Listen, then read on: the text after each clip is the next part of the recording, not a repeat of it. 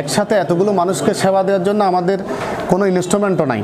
চট্টগ্রাম নগরীর ৯ নম্বর ward councillor অফিসে প্রশাসক না থাকায় জন্ম নিবন্ধন সনদ, মৃত্যু সনদ, সনদ সংশোধন, নাগরিকত্ব সনদ সরবরাহ সহ নানা ধরনের সেবা নিতে নাগরিকদের পোহাতে হচ্ছে ভোগান্তি।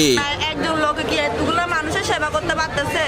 আরো দুই একজন লোক বাড়ালে না, এতগুলো ৯ নং ওয়ার্ডটা কি ছোট? অনেক বড় ৯ নং ওয়ার্ডটা। তো মানুষগুলো হয়রানি হচ্ছে শুধুমাত্র লোকের কারণে। বর্তমানে ৯ নম্বর ওয়ার্ড কাউন্সিলর কার্যালয়ে সচিব রুবেল কুমার শীলের তত্ত্বাবধানে চলছে কার্যালয়ের সকল কার্যক্রম। তবে নেই কোনো কম্পিউটার এবং প্রিন্টার মেশিন, যার ফলে ভোগান্তি পড়েছেন সেবাগ্রহীতারা। মানুষ অনেক খাবার দিতে পারতেছে না। এখন যদি অফিস বড় হইতো বা আরো কয়েকটা কম্পিউটার থাকতো তাহলে জিনিসটা সবার আর হয়রানি হইতো না। সকাল থেকে দীর্ঘ লাইন ধরে সেবা নিতে আসা নাগরিকদের পোহাতে হচ্ছে তীব্র ভোগান্তি। এই বিষয়ে নিযুক্ত থাকা ওয়ার্ড অফিসের সচিব রুবেল কুমার শীল গণমাধ্যমকে জানান, আমরা ডেলি কাজ করতে সেবা দিই মানুষকে ১০০ জন অথবা ২০০ জনকে। এখন ডেলি মানুষ আসতেছে ৫০০-৬০০ এরকম মানুষ। একসাথে এতগুলো মানুষকে সেবা দেওয়ার জন্য আমাদের কোনো ইনস্ট্রুমেন্টও নাই। জনবল আছে, যে জনবল আছে এই জনবল দিয়ে আমরা সারা বছর কাজ করে যাই, কিন্তু দেখা যায় কি আমরা প্রতিদিন কাজ করি ১০০ জনকে সেবা দিই করেন, কিন্তু এখন দেখা যাচ্ছে আমার সেবা দিতে হচ্ছে ৫০০ জনকে। ৫০০ জনের সেবা দেওয়ার মতো এরকম ক্যাপাসিটি তো আমাদের নেই এখন। সেবা নিতে আসা নাগরিকদের ভোগান্তি কিছুটা লাঘব করার জন্য ছুটে আসেন বিএনপির অঙ্গ সংগঠনের নেতাকর্মীরা। তারা নিরলসভাবে নাগরিকদের সেবায় কাজ করে যাচ্ছে।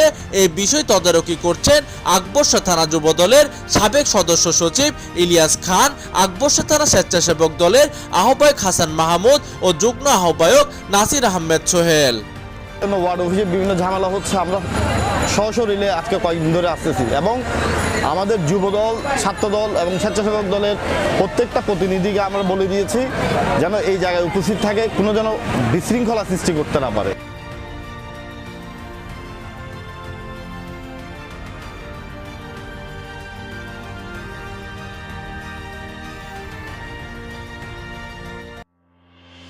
আমরা সচিবকে বলছি আপনি একটা সফট কর্নার হন, যদি সফট কর্নার হন মানুষ সেবা পাবে, ঠিক আছে।